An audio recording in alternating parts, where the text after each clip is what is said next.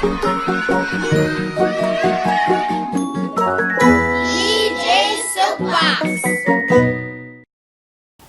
everybody, welcome back to another edition of PJ Soapbox. Today I'm going to talk a little bit about fruits and vegetables and why they're so important and how we can make sure that we're getting enough of them.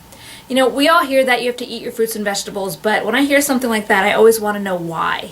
And one of the main reasons is that fruits and vegetables contain a lot of nutrients that we can't get in other places. Things like certain phytochemicals and a lot of enzymes that are really beneficial to boosting our immune system, to avoiding free radicals, to just really, helping our body to have what it needs to do its job to keep us healthy.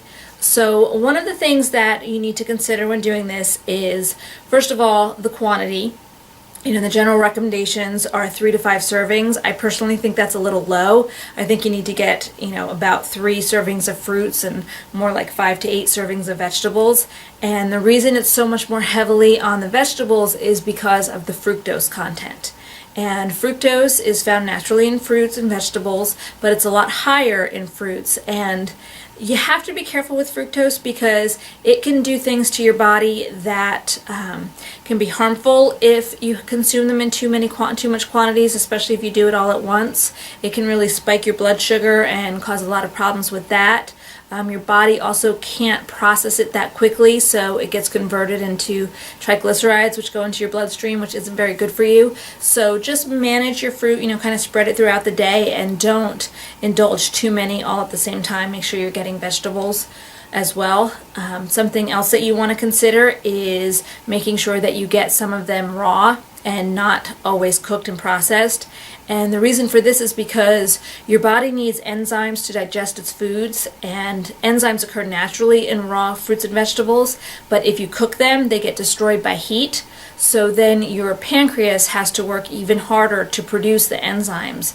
And if your pancreas is constantly having to produce that, it's going to harm your body over the long run, and you're not going to be as healthy, and your longevity is not going to be as great as if you do consume a lot of raw fruits and vegetables.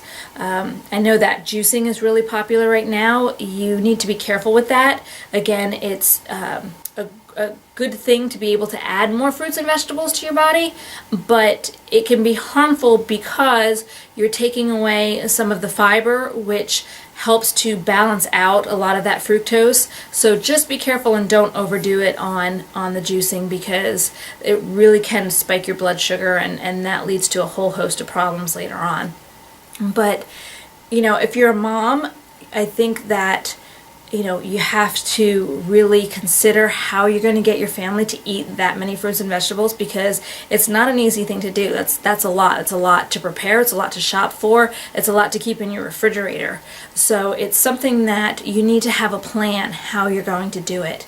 And for me, we have a big garden, so we get a lot of them straight from our garden, during 3/4 of the year almost, and my children love them. They just go out and they eat stuff directly out of the garden. They even love the broccoli and stuff that grows in the garden. So that's one way that I do it. But there's a lot of things you can do to hide vegetables into foods. You can add it to almost anything, any spaghetti sauces, any casseroles. You can just grate it up, put it in there, soups, anything like that, and you can get a whole host of vegetables in there that you wouldn't normally be able to do. So I just want to encourage you to, think about how you're going to add fruits and vegetables to your diets. Have a plan. One of the things that we do is we try and get all the color fruits or vegetables in every day. So, we try to have something red, we try to have something orange, because each of the different colors are going to provide different nutrients. So by getting the whole spectrum, you can really balance out and make sure your body's getting all of the different things that it can use, and not just kind of piling up on one. So that's something you can do, and just start slowly. Start this week and say, okay, I'm going to add a red fruit or vegetable this week, and every day I'm going to get something that's red. And then the next week add in orange, so you're getting a red and orange every day. And within a couple of months, you'll find that it's not as difficult as it once was, and you're just naturally able to add those things in. There's a lot of great recipes out there that you can find to help add vegetables.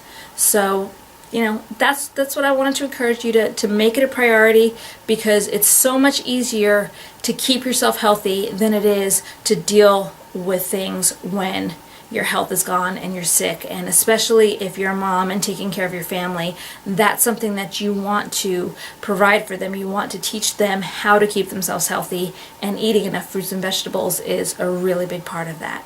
So happy shopping, and I hope you have a lot that you can eat that you really enjoy.